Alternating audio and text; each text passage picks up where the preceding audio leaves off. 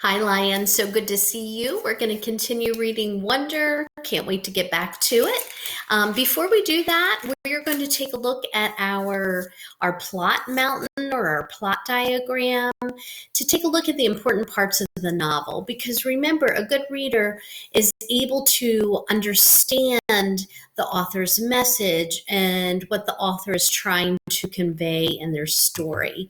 So let's take a look. Yesterday we filled out the falling action. We'll probably come across some more events in the novel as it unfolds that would go along with falling action. We didn't really come across any critical events yesterday that were part of the solution yet. So today we're going to take a look at this box here, protagonist versus antagonist. So today, we're just going to figure out the protagonist. To do that, I'm going to take you to a picture of Star Wars characters. And in the picture, there is definitely a protagonist and definitely an antagonist. Today, we're going to break down the word protagonist. And let me highlight this. And let's take a look at it. So in the word protagonist, you see pro. So when you think about the word pro, like a golf pro, a fishing pro, a tennis pro, it is someone who's really good at something, really important in their sport. And that's kind of the same thing in literature. So the protagonist is a really important person in the novel or the story that you're reading.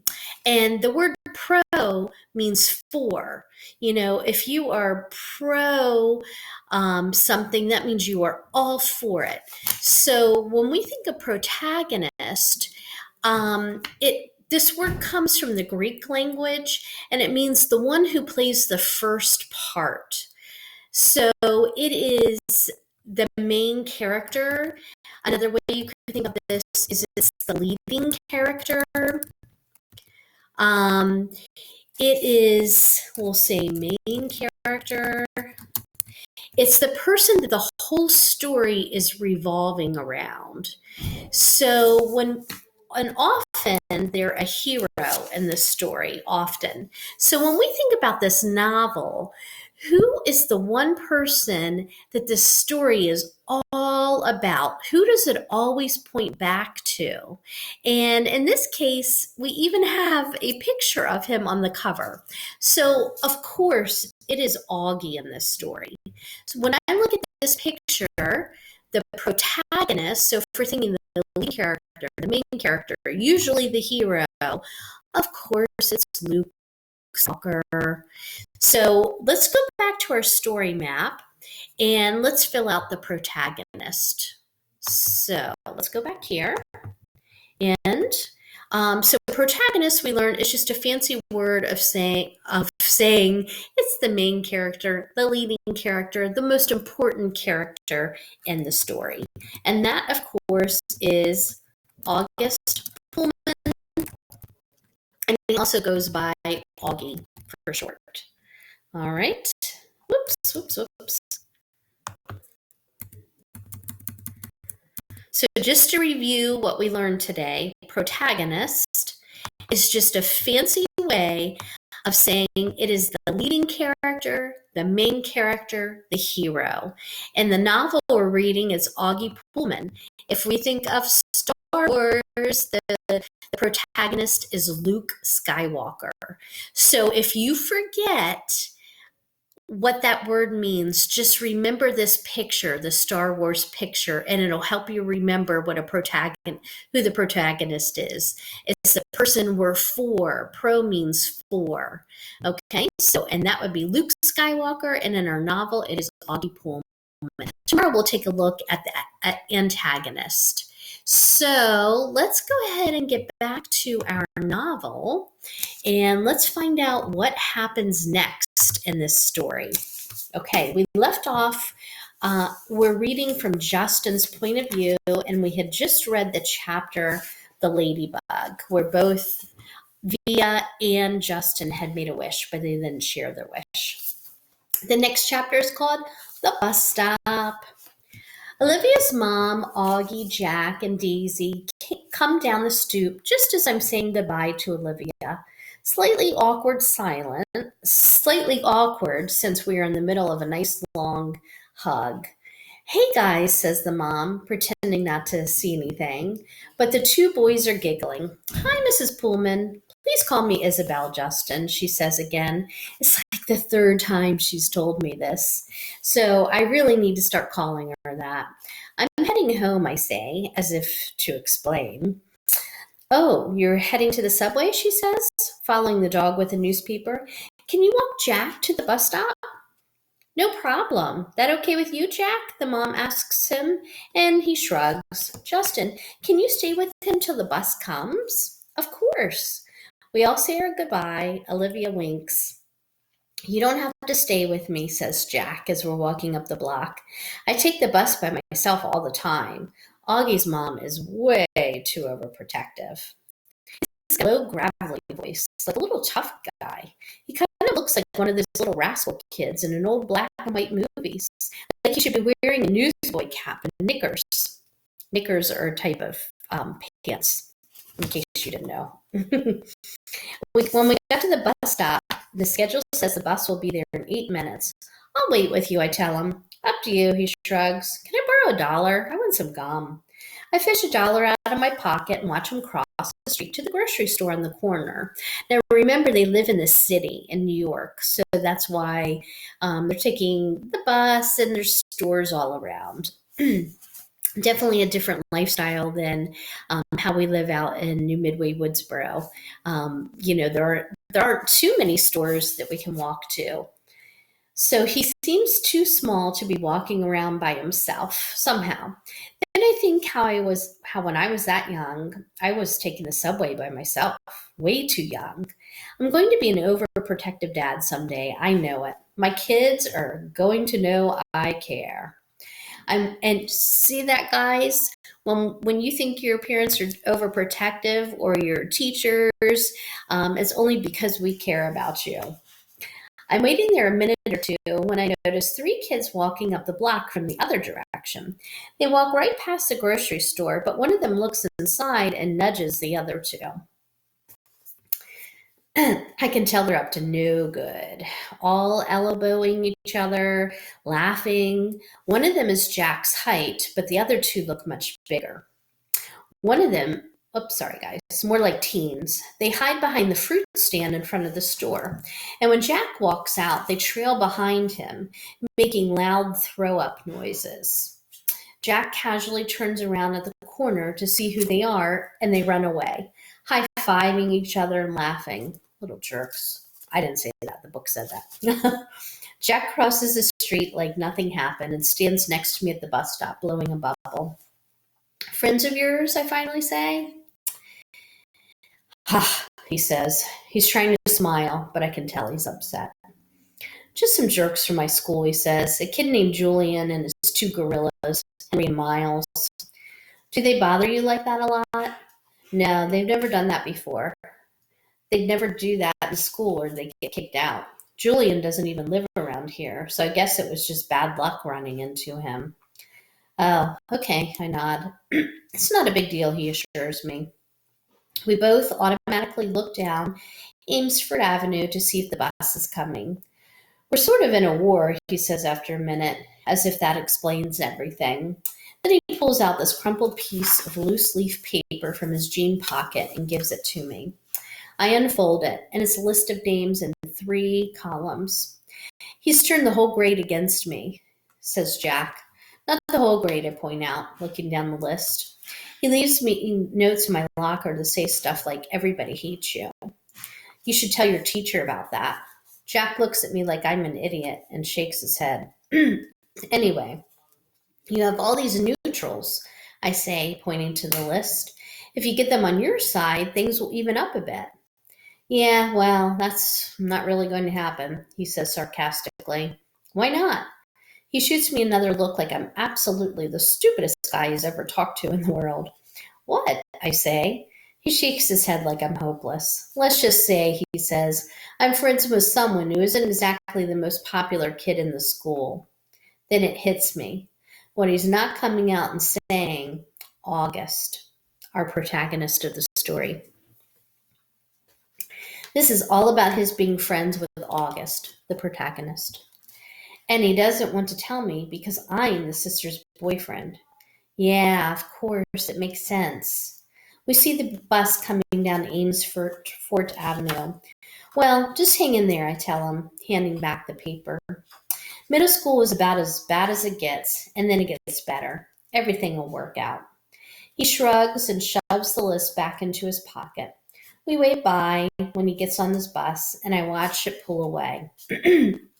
When I get to the subway station 2 blocks away, I see the same 3 kids hanging out in front of the bagel place next door. They're still laughing and yucking like they're with each other. Little rich boys in expensive skinny jeans, acting tough. Don't know what possesses me, but I take off my glasses, put them in my pocket, tuck my fiddle case under my arm so the pointy side is facing up. I walk over to them, my face scrunched up, mean looking. They look at me, laughs dying on their lips when they see me, ice cream cones at odd angles. Yo, listen up. Don't mess with Jack, I say really slowly, gritting my teeth, my voice all Clint Eastwood, tough guy. Mess with him again, and you will be very, very sorry. And then I tap my fiddle case for good effect. Got it? They nod in unison, ice cream dripping onto their hands. Good, I nod mysteriously, then sprint down the subway 2 steps at a time. Rehearsal. That's making me think. I'm wondering, I'll be interested to see how Julian and the other kids now respond based on what Justin just did, standing up for Augie and for Jack. It makes me wonder if this is going to be an important event that is going to be part of the falling action. We'll see. Okay, the next chapter is called Rehearsal. The play is taking up most of my time as we get closer to opening night. Lots of lines to remember, long monologues where it's just me talking. Olivia had this great idea, though, and it's helping. I have my fiddle with me on stage and play it a bit while I'm talking. It's not written that way, but Mr. Davenport thinks it adds an extra folksy element to have the stage manager plucking on a fiddle. And for me, it's so great because whenever I need a second to remember my next line, I just start playing a little. Oh, sorry, I lost my spot. Start playing a little Soldier's Joy on my fiddle, and it buys me some more time. I've gotten to know the kids in the show a lot better, especially the pink-haired girl who plays Emily. Turns out she's not nearly as stuck up as I thought she was, given the crowd she hangs out with. Her boyfriend's this jock who's a big deal on the varsity sports circuit at school. It's a whole world that I have nothing to do with, so I'm kind of surprised that this Miranda girl turns out to be kind of nice. One day we're sitting on the floor backstage waiting for the tech guys to fix the main spotlight. So, how long have you and Olivia been dating? She asks out of the blue. About 4 months now, I say. Have you met her brother? She says casually. It's so unexpected that I can't hide my surprise. You know Olivia's brother, I ask? Via didn't tell you? We used to be good friends. I've known Augie since he was a baby. Oh, yeah, I think I knew that, I answer. I don't want to let on that Olivia had not told me any of this. I don't want to let on how surprised I am that she called her Via. Nobody but Olivia's family calls her Via. And here's this pink-haired girl who I thought was a stranger is calling her Via. Miranda laughs and shakes her head because she doesn't say anything. But she doesn't say anything. There's an awkward silence, and then she starts fishing through her bag and pulls out her wallet. She rifles through a couple of pictures and then hands one to me. It's of a little boy in a park on a sunny day. He's wearing shorts and a t-shirt and an astronaut helmet that covers his entire head. It was like 100 degrees that day, she says, smiling at that picture. But he wouldn't take that helmet off for anything. He wore it for like 2 years straight. In the winter, in the summer, at the beach. It was crazy. Yeah, I've seen pictures in Olivia's house. I'm the one who gave him that helmet, she says. She sounds a little proud of that. She takes the picture and carefully inserts it back into her wallet. Cool, I answer. So you're okay with it? She says, looking at me. I look at her blankly. Okay with what? She raises her eyebrows like she doesn't believe me. You know what I'm talking about, she says, and takes a long drink from her water bottle. Let's face it, she continues. The universe was not kind to Augie Pullman, the protagonist. I'm just hoping if I say protagonist over and over again, it'll just cement it into our minds that the protagonist is the main character, the leading character, and that is Augie. Okay, the next chapter is called Bird. Why didn't you tell me that you and Miranda used to be friends? I say to Olivia the next day. I'm really annoyed at her for not telling me this. It's not a big deal, she answers offensively, looking at me like I'm weird. It is a big deal, I say. I look like an idiot. How could you not tell me? You've always acted like you don't even know her. I don't know her, she answers quickly. I don't know who that pink-haired cheerleader is. The girl I knew was a total dork who collected American Girl dolls. Oh, come on, Olivia. You come on. You could have mentioned it to me at some point, I say quietly, pretending to not to notice the big fat tear that's suddenly rolling down her cheek. She shrugs, fighting back bigger tears.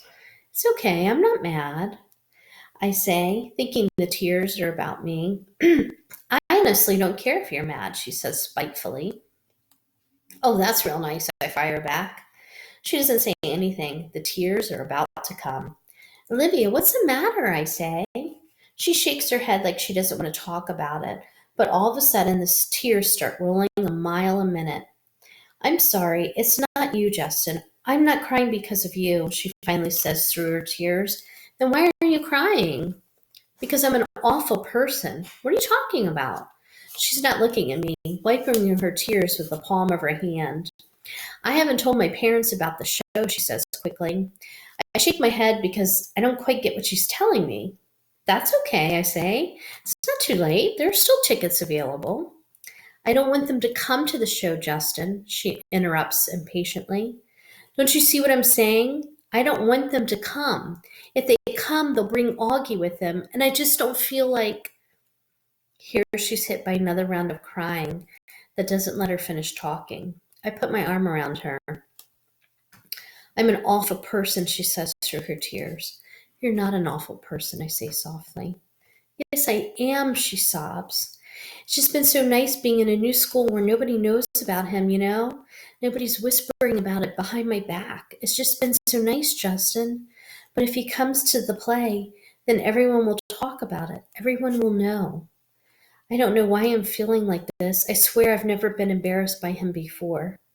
I know, I say, soothing her. You're entitled, Olivia. You've dealt with a lot your whole life. Olivia reminds me of a bird sometimes, how her feathers get all ruffled when she's mad and when she's fragile like this. She's a little lost bird looking for its nest, so I give her my wing to hide under. You know, it's really nice that Via has Justin to confide in. Never hold those strong emotions in. Always talk to someone you trust, and you'll feel better once you get that out. All right, the next chapter is called The Universe. I can't sleep tonight. My head is full of thoughts that won't turn off. Lines from my monologues, elements of the periodic table that I'm supposed to be memorizing, theorems I'm supposed to be understanding, Olivia, Augie. Miranda's words keep coming back. The universe was not kind to Augie Pullman. I'm thinking about that a lot and everything it means. She's right about that. The universe was not kind to Augie Pullman. What did that little kid ever do to deserve his sentence? What did the parents do? Or Olivia? She once mentioned that some doctor told her parents that the odds of someone getting the same combination of syndromes that came together to make Augie's face were like 1 in 4 million. So, doesn't that make the universe a giant lottery? You purchase a ticket when you're born, and it's all just random whether you get a good ticket or a bad ticket. It's all just luck. Let me tell you guys, there's no bad ticket. Everyone that's born is a good ticket. My head swirls on this, but then softer thoughts soothe, like a flatted third in a major chord. No, no, it's not all random. If it really was all random, the universe would abandon us completely. It does. It takes care of its most fragile creations in ways we can't see, like with parents who adore you blindly, and a big sister who feels guilty for being human over you, and a little gravelly voiced kid whose friends have left him over you, and even a pink haired girl who carries your picture in her wallet. Maybe it is a lottery, but the universe makes it all even out in the end. The universe takes care of all its birds. Yes, indeed. And we at New Midway Woodsboro Elementary are going to be the type of people and are the type of people who take care of all of the birds. All right, guys, we're going to stop there for today. Tomorrow, we'll take a look at the antagonist. We learned today that the protagonist, remember, pro means for, so it is the leading character, the main character. It's usually the hero. It's the person the story all revolves around. In our story, it's Augie. The picture that we looked at to help us remember who a protagonist is was Luke Skywalker from Star Wars. All right, guys, I'll see you right back here tomorrow so we can continue reading aloud. Have a great day.